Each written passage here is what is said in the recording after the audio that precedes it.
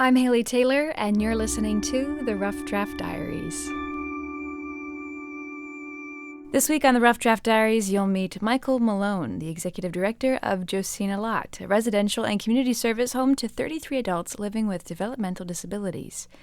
The best place to start this story would be with the woman who inspired this organization's namesake. Josina Lott was an actual woman that way back in the early 40s saw that there was a need for education for individuals with disabilities. At that time, they were not receiving any training whatsoever. Mostly parents were told, keep your child at home, they don't need education, so on and so forth. So she started in her dining room, worked her way into a church basement, and then worked her way to what it was at Lark Lane School. You will see the name a lot, you will see Lott Industries, you will see Josina Lott, and the only thing we have in common with Josina, the name is the person itself. There are 2 residential buildings located on Josina Lott's 10 acres. 16 residents live in one and 17 in the other. There's also a gymnasium, a hydrotherapy tub, a simple kitchen, storage, everything needed to make life for these residents enjoyable and safe. There are some that have been here for 20 plus years. The idea is to give them some skills and to assist them in moving to out in the community if they want. So we do have also one house that we have 3 gentlemen that live in. We do not, they rent the house and we deliver services to them in the house. So that's our community service part of it. So they live over on a street in the middle of a neighborhood. But the individuals that are here, the families are happy that they're here. There is the option if they would like to search out other residential opportunities, but we seem to be the home for them, and I think they enjoy it. Josina Lott Residential and Community Services began in 1974, about the same time that Michael came to this nonprofit. We have these conversations. I am, I guess, an anomaly. I've been here since 1979. I always had an interest. I have a degree in special education, elementary education, but I never taught. I drove past here when they were building it, actually, back in the early 70s, 77, 78, and it looked interesting and applied. Long story short, I'm here this many years later. Michael's connection to the special education community goes back farther than he first admits. I later found out that Michael has a family connection to his work. Well, I did have a sister that had Down syndrome. And everybody says, well, that's where it all came from. And no, not really. I just found, it opened my eyes, I will tell you that. And I just got to learn that there are people that are different from everybody else, not too different, and we sort of ostracize them. And why do we do that? They're part of the community and they need help just as much.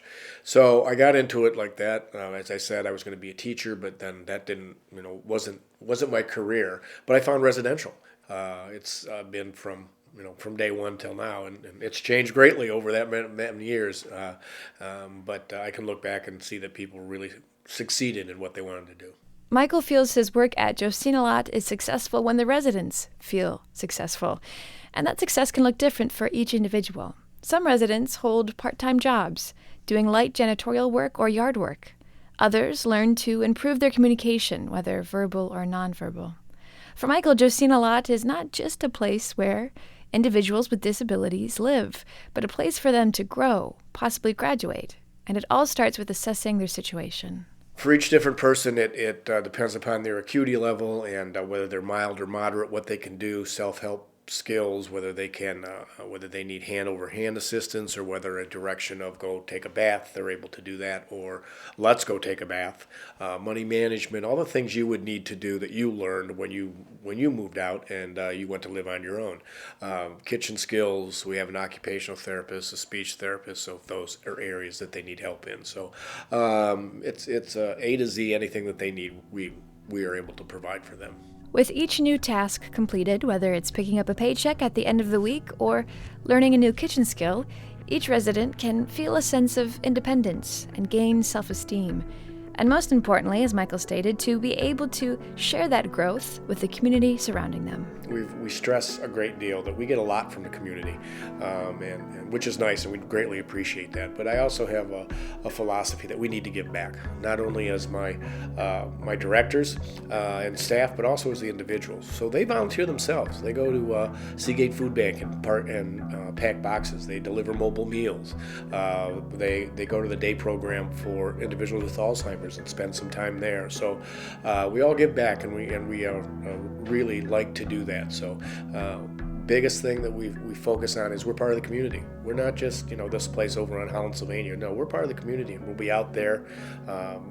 Their recreation social calendar is I couldn't keep up with it. So you will always see them out and about at walleye game, mud hens, first Friday at Toledo School for the Arts. So they're always out and about. So when you see them, say hello.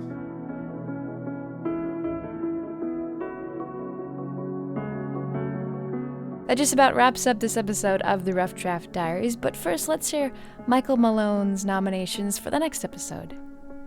Dave Wermeister from the Boys and Girls Club, Joe Bungie from Food for Thought, and then this goes way back, but it's current, Allie Sterling from Allie Sterling Philanthropy. You'll have to tune in to find out who I pick, but for now I'm Haley Taylor, and thanks for listening to this episode of the Rough Draft Diaries.